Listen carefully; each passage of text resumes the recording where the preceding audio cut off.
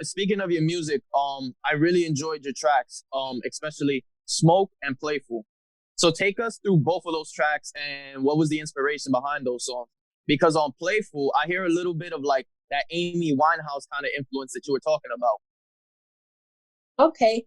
So Playful, which was produced by Just Shine, he sent it to me, and instantly I just thought I have to play around with this beat. Like this is it was cute, and I was like, I didn't want to be too much because the beat as it is already fire. So I wanted to make it a little bit repetitive. So that's why I'm not really saying too much, but I'm giving you a little bit of something. It's real playful.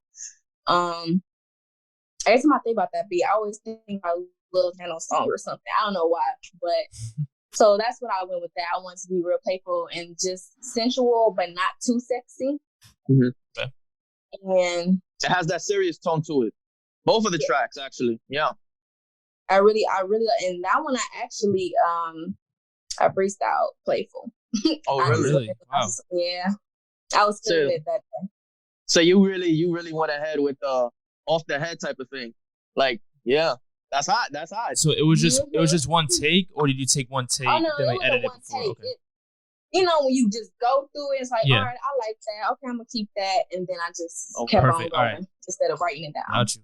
That's amazing. Do a lot of singers do that in general? Because I know a lot of rappers do it. Well, barely any rappers do it, but do singers do it? Yeah. Yeah. I mean, also. Yeah. No, go ahead. Go ahead. Oh, I was gonna say you also shouted out your producer Jay Sean on the record. He produced it. Any other producers worked on this with you? So Time Will Tell and On is from Hirachi. He's actually my first producer, and he's my brother, the first person who pushed me to do music. So he makes a lot of my beats, and those are his. And then Smoke is my actual engineer. His name is Rocky Laurent. And we actually made that from scratch, like the beat from scratch into the lyrics. And like we did all of that in one day. Oh, okay. Wow. Okay. That's hot. Yeah. So we kind of peeped that stylists like LMA and even Sweetie caught inspirations from your tank tops. Have you ever thought about getting into the fashion business or maybe being a wardrobe stylist? I thought about it at first, and it was so crazy because I didn't even know that was going to take off the way it did. It was you wound up on Tumblr, all over the place. I saw that, and you said you had. And now you said you were bored so when you did it. Oh, but wow. I don't know, How come? Because you know how when things go viral, and then of course your name get lost in the sauce. So a lot of people know it's from me, and then a lot of people don't, and then other people create it, and then now it's mine. I don't have time for that. But check out my EP though, type thing. Nice. You know, it's funny. I was on your Instagram while I was telling you that I was doing my homework on you, and we're not gonna mention no names, but there's a famous YouTuber who caught my bad. Who caught inspiration from your tank top, and I was laughing because I was like, it's crazy. Like she literally did this. Like she literally had this going viral, but people aren't gonna give the credit when it's due. So I was like, it's fine because you got your music thing going. Exactly. It's no big deal. Like I'm not a designer. I mean, later down the line, it has opened some doors, but right now I just want to focus on the music and really get this going and just straight path. Right. What would be a dream collaboration for you if you had to choose one right now? What you say? What would be a dream collaboration for you from any artist or any producer if you had to choose right now? With any producer? Any producer or artist? Well, any artist. Oh, artist. Oh, that's the one I gotta think about because I haven't even thought about it. It's so many artists I want to work with. Clevelend. I really love her music. Right. Or the internet. They're pretty good too. Yeah.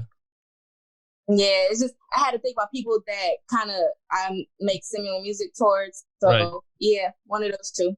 Would you ever consider maybe like a Kid Cudi or something like that? Being that you're both from Cleveland, I don't know if you even like his music or not. Yeah, I definitely would. Yeah. Oh, that would be fun. I love Kid Cudi. Nah, Kid Cudi's crazy because he's one of the only people that he could hum and that could be the whole song. Exactly. And you would feel great about it. And that's just it right there. Perfectly, yeah. See what else you got for you. Being from Cleveland is more of like a small market type of city. Do you feel like sometimes you get like a little it gets overshadowed sometimes, even though Cleveland has had, I guess like they've had really good music artists such as like, Kid Cudi, such as Stalley, and like, other people. So do you feel like Cleveland gets overshadowed sometimes by other big market cities? Definitely. Oh, definitely. Because you already know everybody gravitates towards the three places I think is Atlanta, New York, and LA. Right. Other than that, everywhere else is just you gotta hustle, right? Hustle. But it is what it is, That's why a lot of people leave and go to those places. Does that add more like fuel to your tank when it comes to working? Because all right, like I'm from Cleveland, even though I'm very talented and probably like maybe even more talented maybe than other people in other big time cities, I still gotta hustle a little more just kind of like make it out and like make it up there in a sense. Mm-hmm. Yeah, definitely. And stuff. So there's so many good artists here in Cleveland. Like who? Like shout out some artists right now that are really good in Cleveland that you think a lot of people should know about. A lot of people should know about Low Life Lane because he's another one that believed in me and he actually helped me with my name. Oh, nice. Shout out to Demi Valentine. Oh, my ultimate favorite is Marcus Allen Ward. He's a amazing artist. Okay, perfect.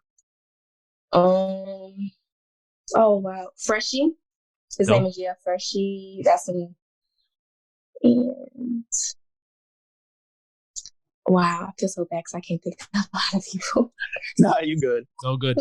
Hey, answer this question for me though. Talk about the name Sumrr. Like, what made, in a way you spelled it out too. Like, what made you go into that name exactly? Because when you think of summer, you think of bright. Nice. I'm bright.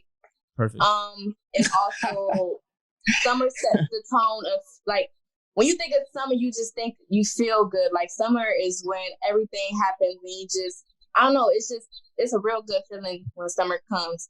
So that's how I want people to feel for my music. And that's another reason why I picked the name Sumrr. And I wanted it to be different. So I'm like SUMMER.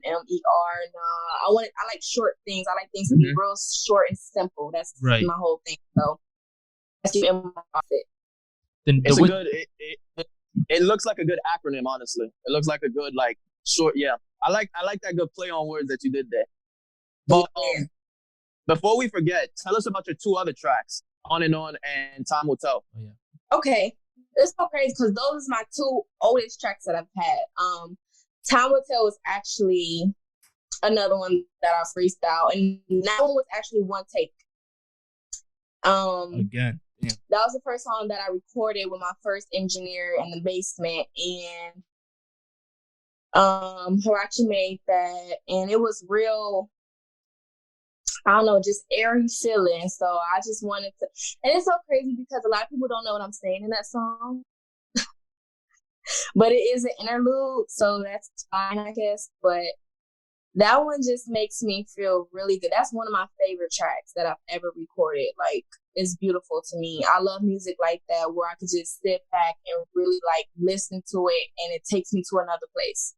And for On, I love that track too. It kind of gives me like a Alicia Keys, Mary J. Blige type of feeling. And I don't know, I really love it because the second part of that song was originally another song by itself, but I like combined the two and put them together, and it just perfect.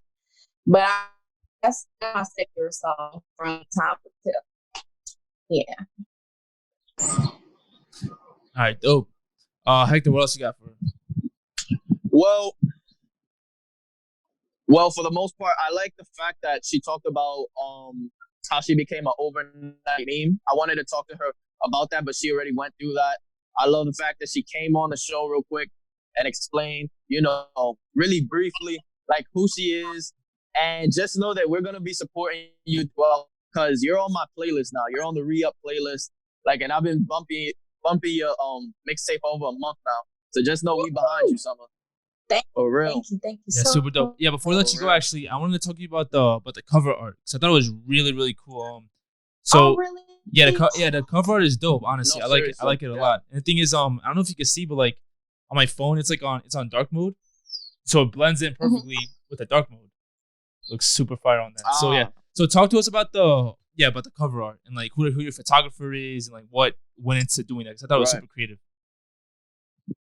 I'm about to blow y'all minds because it was me. No, really. So, okay, let me just tell y'all this. This is funny. Like I said, I've been doing a lot of things by myself because there's not really a lot of resources out here. Right. So I learned a lot of things by myself and just do it, So the cover art I did myself on an app. Originally, it's funny because the picture was supposed to be another picture of me laying down, but it kind of looks like it was a picture that I would just normally post on my Instagram, which I didn't want. Right. So I went back to my phone and I was just scrolling, and it's these two pictures I took in like 2017 that I always kept because they were just pretty pictures. And I'm like, you know what? I'm going to just use this picture because it kind of goes with the vibe of the whole EP. And I just kind of played with it on this app, and I'm just like, this actually looks good. I'm going to use it. And that's just how it came about. It went with the aesthetic. Huh? It went with the aesthetic. Yeah, definitely. It definitely did before that, the picture I was going to choose. So I'm glad that kind of worked out. I hear that. Do you feel like you've grown a lot since you've had to kind of like pretty much do a lot of things yourself? Mm-hmm. Yes, because before music, I was a model for 5+ years. Oh, nice. And that definitely played a big part in the experience and like working with other people and learning things. And then I took media arts class when I was in school. So I'm kind of familiar with photography and editing and stuff like that. So that definitely played a part. And yeah. Do you still model or are you just more focused on music right now? Modeling became so boring. It sucks to say that, but it kind of did. Okay. So, I mean, I'll do it for branding purposes, but just to model, no, I don't model anymore. Okay. Have you had any labels approach you yet, like about signing a deal with not in modeling but in music? Like, have you had any labels approach you? No, not yet. I don't know if I really want to sign to anybody. I might want to be an independent artist because I want to own everything. I don't want people to try to change me. You already know the industry's kind of fucked up. Excuse my French. So I'm kind of on the fence about that. I don't know. No, you bring up a good point because a lot of artists that we've interviewed, they bring up the same thing. They see that's their biggest fear. And we've learned throughout, the past 10 years, 15 years, people who've been in the industry and who have been on major labels, even they come out like telling upcoming artists, don't sign. Honestly, you guys have all the resources you need. Exactly. Yeah, and then you SoundCloud. Can't own anything. Yep. Yeah, I'm just. The thing is, I feel like you really can't sign any type of like legitimate deal, not only in music but like any business deal without a lawyer. So if you think, if you go into these business deals, these meetings without a lawyer, you're already fresh bait for everybody. I think they don't even because you're not going to read every single fine print. Even if you do, there's certain vocabulary that they put on that's difficult to understand. That's obviously all like business terms. Exactly. That obviously, like a regular artist or regular person, even us, we wouldn't even understand what goes into those deals. So getting a lawyer is super important for the most part. So I feel like as long as you have a lawyer and you build up your brand, you're chilling because everything, pretty much royalties, everything goes directly to you, and you pay out whoever you want to pay out. This is very important for anybody when you're in this type of thing, but just anything. Learn the business, like the business side of what you're. Eliminate so many frustrations if had you known how to learn the business. So that's another thing that people don't know. They don't know anything. Right. So that's something I'm doing as of right now. That's great. So other than learning how to mix and master your stuff, getting better at vocals, photography, and probably like the thousands of other things you do, you're also trying to get like a lot of knowledge into the music game, into the music industry, so you don't get screwed over. Yeah. Exactly. So how do you go about that? Do you read a lot of stuff? Do you kind of like look up videos? Yeah, like how do you exactly study for that? I do read a lot, and I get on YouTube, and then I have a couple friends that know certain people that I definitely ask a lot of questions. That's one thing for sure. People know about me. I ask a lot of questions. That's if great. you don't, how you gonna know? Exactly, that's great. So yeah, I do a lot of research. All right, perfect. Before we let you go, Hector, do you have anything for her? Oh no, you just found one of your biggest fans right here. Yeah, not legit. For real. Yeah, real quick before I let you go, I know this whole coronavirus situation has everyone on pause right now, but looking at the next 6 months, right? Like, what's next for Sumrr, or what do you have at least planned out? Well, besides this single that's going to drop soon, I am going to be working on the visual for Smoke on Sunday. Nice. Okay, perfect. I'm so excited about that. Yeah, it's starred on Apple Music, so a lot of people are finally messing with it. Yeah, it's good. So after the visual, I am going to be planning some more trips out of town. I'm coming back to New York. I have some things I got to take care of in LA to record with some people. Just a lot of traveling and networking this year and promoting wise. So that's really what I have for the next 6 months. And actually, this is my last year in Cleveland. Really? Oh, really? Are you moving out somewhere else permanently? Yeah, I'm going to ATL. Nice. Okay. That's where it's at right now. So that's a good one right there. Mm-hmm. Yeah, it's funny because a lot of people move out to either New York or LA. Like, I guess from my standpoint, but no one moves out to Atlanta. I'm like, yo, why wouldn't you move out to Atlanta? Especially if you're more of an R&B indie type of artist. Yeah. In Atlanta, it's popping for not just for rap, but for everything right now. Even production, industry, everything you could possibly think of is in Atlanta right now. Right. Super nice. All right, perfect. I have one more question. Being that you're in Cleveland, we're over here in New York, but 2020 has basically gotten off to the craziest of years, the craziest start you'd ever seen. We have Corona now, but when the year started, we had, unfortunate deaths. One in a sports icon in Kobe Bryant, and then over here, we were shocked to hear about the loss of Pop Smoke. Were you ever a fan of his music, or and if you were, how shocked were you when you heard the news? Y'all gonna hate me. It wasn't that I wasn't a fan, but his voice scared me. Oh, gotcha. Okay. But and it's so crazy because eventually, this was right before he died, I started to listen to his music, and I was just like, dang. But before that, I was like, oh my God. It just threw me off. It wasn't like he came right because he makes great music. I was just scared of his voice. Got you. For some reason. His voice is definitely super aggressive and everything. I know. It's all good. All right, but listen, again, we want to thank you for joining us today. You're super talented. Obviously, we wish nothing but the best for you. We'll definitely hear more stuff in the future. And when you come to New York, hit us up. We'll definitely get something going. Oh yeah, definitely. Yeah, we definitely need to meet you. You seem OD, laid back and chill. Thank you. All right, perfect. I really appreciate y'all for having me. Nah, of course, no problem. All right, so for all the listeners listening in right now, either on YouTube or on SoundCloud, thank you guys for listening in to us. We do have merch now available. If you go on the RIA Podcast NYC, yes, we do. We have it right in the bio where you can buy T-shirts and crew necks for now, and we'll get other stuff in the future and all that. But Sumrr, thank you so much for joining us. We'll see you soon. Thank you.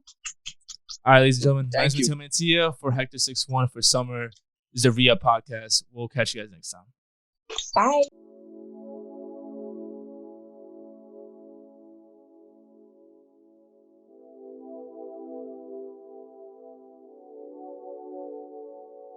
Oh.